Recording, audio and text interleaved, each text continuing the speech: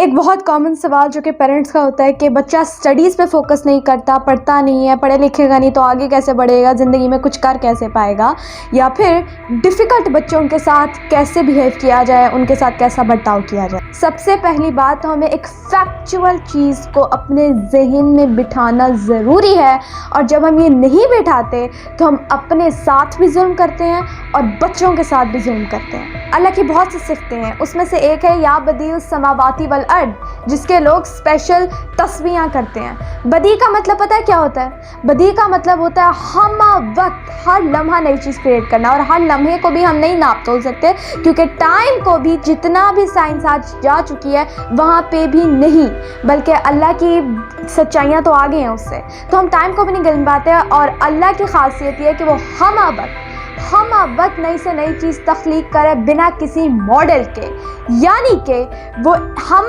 वक्त नई से नई चीज़ क्रिएट करे। मुझे बताइए कि जब दो सेम दिखने वाले रेत के ज़र्रे सेम नहीं हो सकते, तो हम ये कैसे एक्सपेक्ट कर सकते हैं कि अल्लाह की बनाई हुई सबसे अजीम मखलूक, अशरफुल मखलूकात यानी इंसान, वो सेम हो सकते हैं।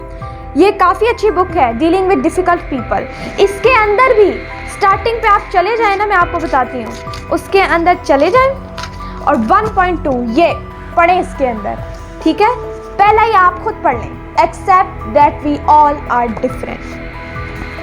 इस वीडियो की प्रिकॉशन ये है कि वही लोग इस वीडियो को काइंडली देखें जो कि रियल में लर्निंग करना चाहते हैं, जो कि रियल में पर्सनल डेवलपमेंट चाहते हैं, और जो कि रियली अपने बच्चों की अच्छी तरबियत करना चाहते हैं।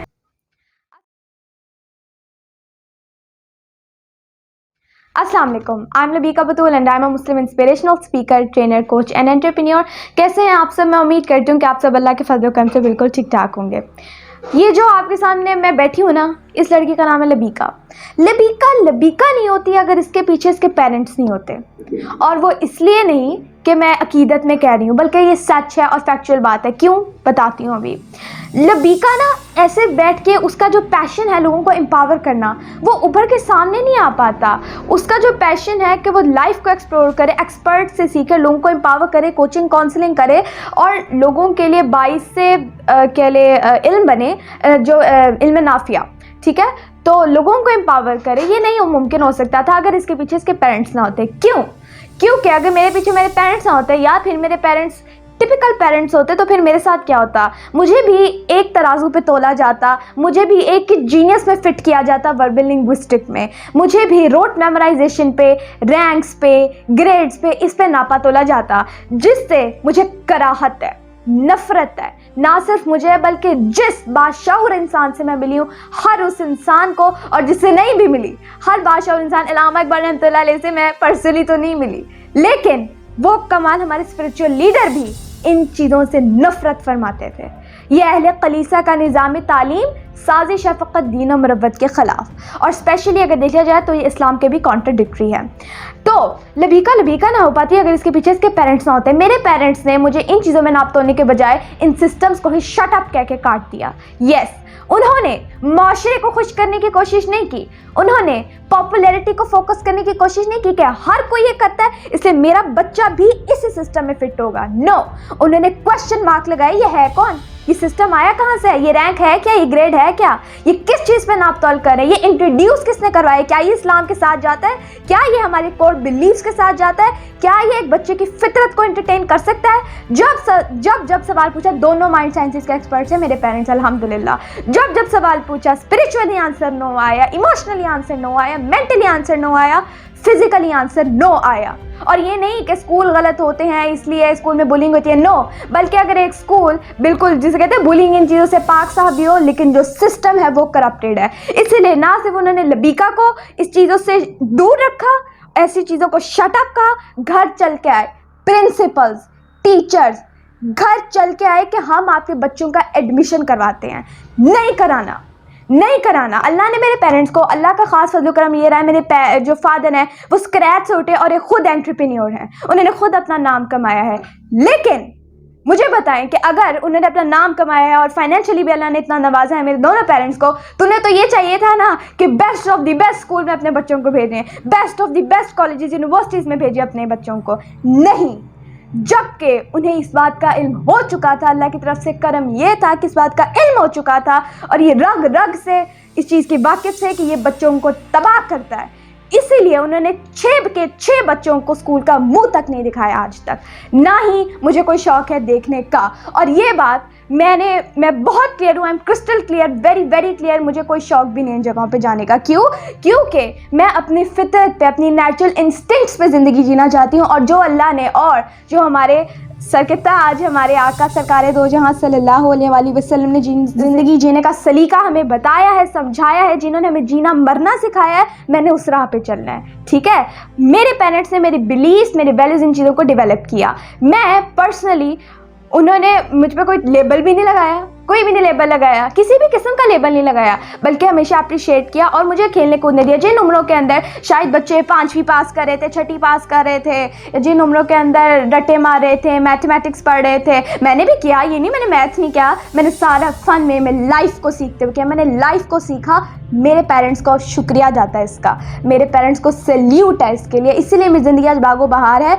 डेफिनेटली अल्लाह के फजल करम से, अल्लाह और उसके रसूल सल्लल्लाहु अलैहि वसल्लम के फजल करम से, पाकों की फैज़ की वजह से, जो उनका मेरे पेरेंट्स पर है, अल्हम्दुलिल्लाह हम पे भी है, जिसकी वजह से वो बादशाह हुए और उन्होंने उस बादशाह होने की वजह से हमें जो है इस चीज़ों से बचा लिया। मैं भी आज इतने कॉन्फिडेंस के साथ, इतने करेज के साथ लोगों को एम्पावर ना कर रही होती, आपसे बात ना कर रही होती, ट्रेनिंग ना दे रही होती, कोचिंग ना कर रही होती, काउंसलिंग ना कर रही होती, फाइनेंशियली इंडिपेंडेंट ना होती, इमोशनली इंडिपेंडेंट ना होती, फिजिकली हेल्दी, शायद हाँ फिजिकली हेल्दी भी ना होती, क्योंकि बाबा ने सिर्फ इस सिस्टम से नहीं, फार्मास्यूटिकल्स ना जाने किन किन से उनको भी शट अप कहते हुए नेचुरल चीज़ों पे वापस है, बैक टू बेसिक्स।